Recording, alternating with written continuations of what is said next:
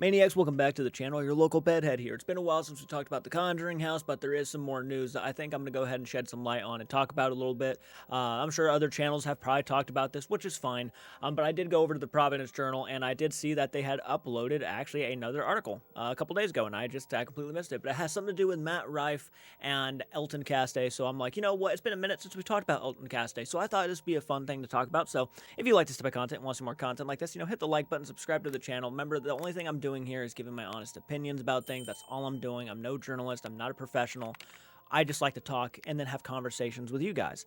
So if you are a fan of that, then stick around. You guys have been killing it with the subscriptions lately. We're already on the verge to, I think, 44,000 subs. So this, and I'll give you guys my personal thoughts during and after the video. Comedian Matt Rife, YouTuber Elton Castee look again to buy the Conjuring House. It looks like they're actually asking about it again, because I think these two have been very interested to take this property on as the new owners, which, I mean, in all reality, I think Nunez would be just smart, and just honestly it'd be the best decision she could make by just letting the house go.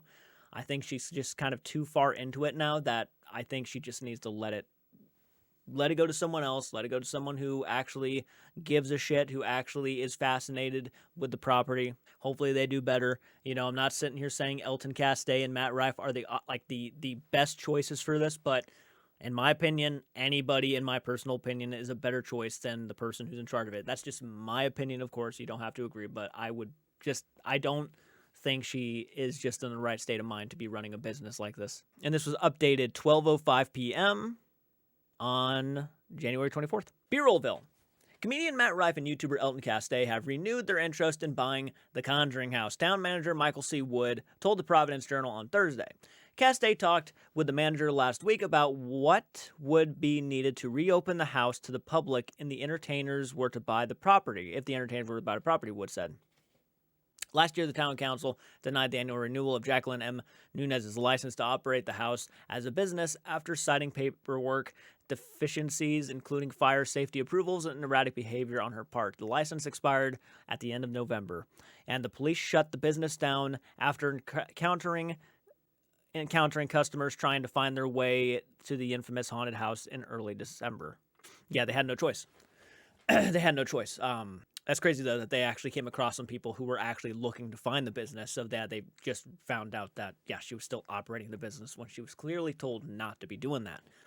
And she was still doing it, which, again, Nunez had this idea that she was above the law and that she could do whatever she wants because she is the owner of the Conjuring House. She can't do any wrong. Everybody else is to blame, is the kind of attitude she's been just showing off. Why are they interested in Rhode Island's most famous haunted house? The centuries-old farmhouse inspired the 2013 movie The Conjuring, based on experiences the parent family said they had with a malevolent spirit when they lived there in the 1970s. The film spawned the Conjuring universe of 4 Conjuring movies, including one scheduled for release in the fall, 3 Annabelle movies, 2 The Nun movies, and The Curse of La Llorona, which is set in the Conjuring universe, though not considered an installment in the franchise. Then you probably should just remove The Curse of La Llorona, because, yeah, I found out recently that it's actually not included in the franchise.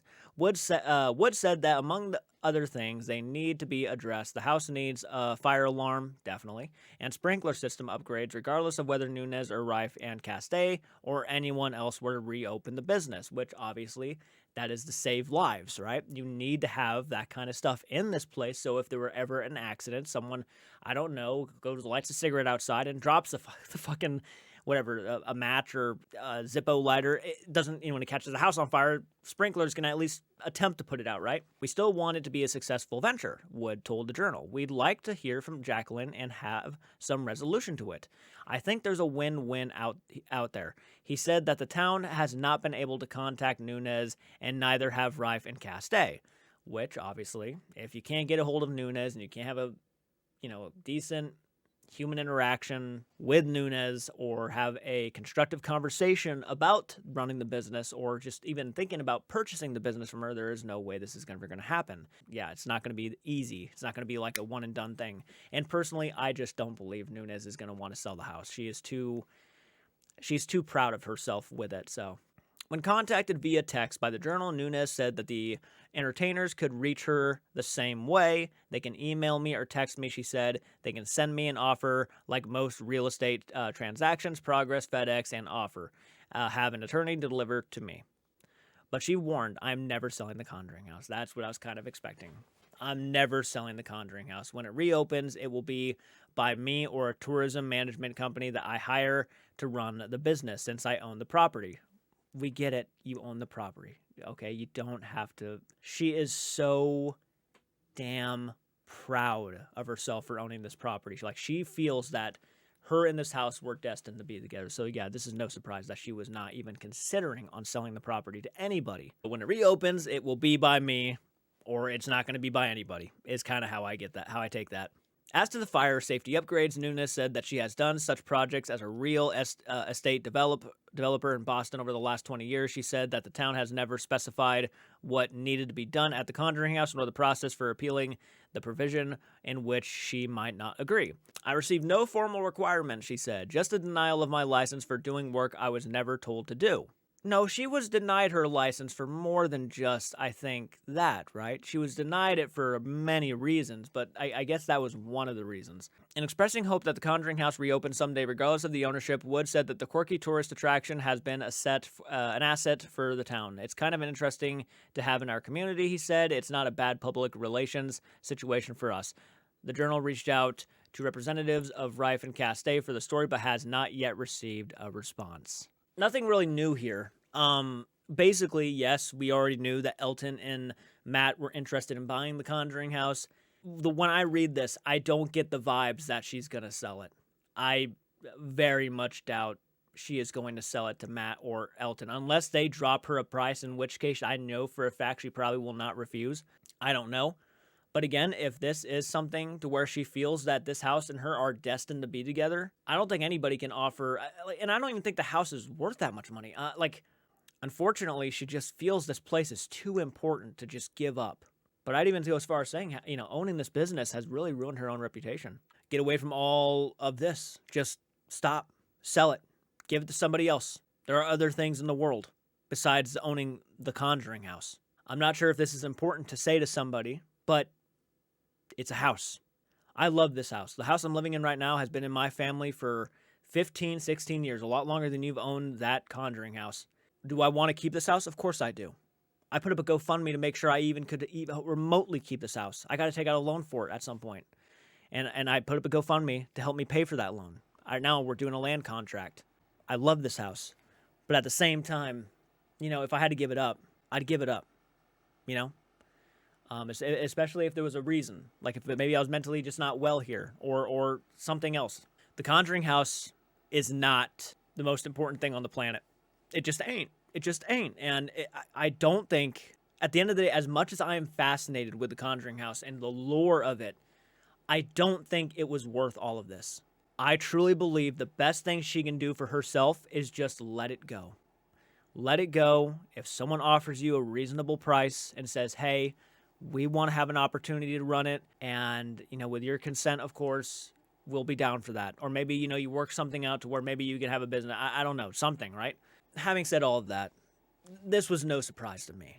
It's just not going to end anytime soon. One of the reasons why, again, I haven't been jumping on a lot of the stuff of lately and haven't been talking about a lot of the stuff that's going around with the Conjuring House. I have dropped a video here and there, talked about some of the things, some of the aspects of what's going on with the owner and just her, recently I just found out she did not attend her court hearing for the drinking and driving situation, the DUI. That could get her in some serious trouble. I didn't make a video on it. But I do talk about the occasional stuff. And, when I saw Elton's name, I'm like, okay, I'm going to go ahead and just take a look at this. But let me know in the comments section, what do you think?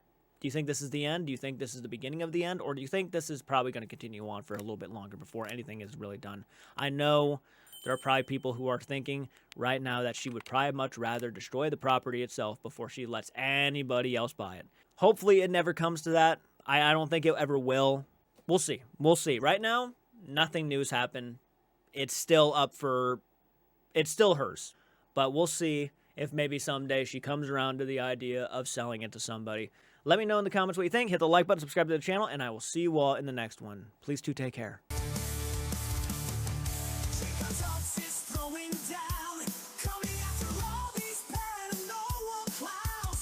You're not letting get away.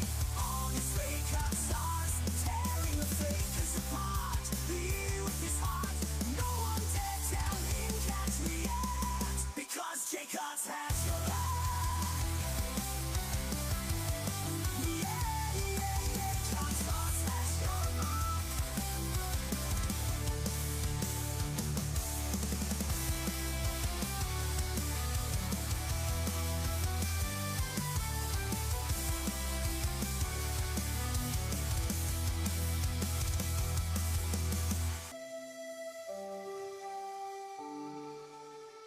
Cuts is throwing down, coming after me. If you can't, Castee, cuts is through. You won't be meant dead.